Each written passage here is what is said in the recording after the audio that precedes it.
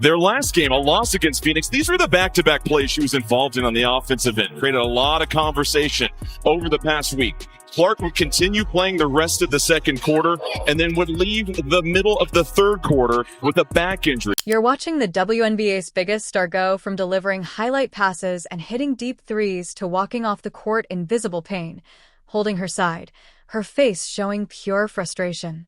And this season, it's happened not once, not twice, but 4 different times. Each time, the Indiana Fever described it as a minor issue. They called it day-to-day, just some soreness, nothing serious. But now, her personal physician has stepped in. And what he's reportedly saying could change the entire conversation. If you're enjoying this content, please consider liking this video and subscribing to the channel. Believe it or not, more than 83% of viewers still haven't subscribed. It's completely free, takes only a second, and it means so much to us. So, have you subscribed yet? Great. Thank you for your support. Now, back to the story, because the real story behind Caitlin Clark's injuries isn't simply about one superstar dealing with pain. It's about what may be getting overlooked, who may be getting silenced, and why the WNBA could be risking the very thing that's driving its growth. So, let's take a closer look. A concerning pattern. Fans had already become familiar with the routine by the time Clark limped off during the heated Fever Sun game. A hard screen, a tough fall, and then the limp again. But at that point, very few people understood how deep this injury story really went. It wasn't just a groin issue. It was the 4th lower body injury in only 2 months. Left quad, left groin, right groin, same pattern, different location. Medical experts now describe this as a classic compensation injury cycle, where one injury forces the body to adjust in subtle ways, eventually creating problems somewhere else. It's like a painful game of whack-a-mole, and the longer it's ignored, the worse it becomes. Yet the Fever continued insisting she was fine, saying it was only minor stiffness. The familiar day-to-day explanation. Because organizations often prefer to keep these matters internal. This is where concerns really begin to grow. According to multiple orthopedic specialists speaking off the record, Caitlin's condition appears to be much more serious than a day-to-day situation.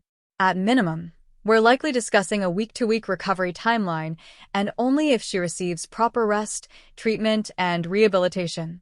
Instead, she's been traveling across the country, logging more than 30 minutes per game, and appearing in promotional events for a league that many believe is benefiting tremendously from her popularity while failing to adequately protect the athlete behind it. Some fans have even started calling it exploitation. How the body started breaking down. Behind the scenes, this is reportedly what may have happened. Before the season began, Clark is believed to have added considerable muscle mass, likely to prepare for the physical demands of the professional game. However, increasing muscle mass without fully integrating those changes can also alter biomechanics even while improving strength and durability. Her shooting mechanics changed slightly. Her natural gait shifted because of subtle adjustments in movement patterns. The WNBA schedule is demanding, with back-to-back games, intense defensive pressure, and very little recovery time. The result was a body being pushed beyond its limits, forced to compensate for every injury until it eventually could no longer do so. The breaking point came during the Connecticut game. And that's exactly what happened during the Fever's matchup against the Connecticut Sun. It wasn't just that she stood up slowly. It was the way she reacted afterward. She grimaced. She tried to shake it off. She bent forward with her hands on her knees. But perhaps the most telling moment was the tears. Clark, who is typically known for keeping her emotions under control on the court, was seen crying on the bench. That wasn't simply physical pain.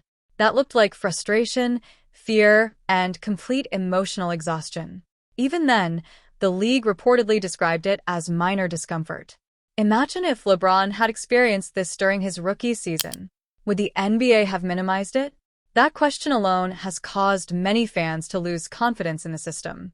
And what many suspected has reportedly now been confirmed by individuals close to Clark's circle. She is no longer relying solely on the Indiana Fever's medical staff. She has reportedly brought in outside specialists, including biomechanical experts, regenerative treatment consultants, and professionals with NBA-level experience, because at this point, that trust has been damaged. And honestly, can anyone blame her? When a team treats a chain of injuries as if they're minor bruises, the focus shifts from basketball to self-protection. This is no longer simply about missing games. It's about protecting an entire career. Enter advanced treatments. So, what happens next? According to reports, Clark's medical team is exploring several cutting-edge recovery methods to help stabilize her rehabilitation process. That reportedly includes biomechanical retraining designed to correct the imbalances that may have caused these injuries in the first place, stem cell therapy aimed at accelerating muscle tissue recovery, and hyperbaric oxygen treatments intended to reduce inflammation and improve circulation. The goal is no longer just healing. It's resetting her body before the situation worsens. Yet the Indiana Fever organization has reportedly made no mention of these approaches. They're still using the day-to-day description. But fans are paying attention.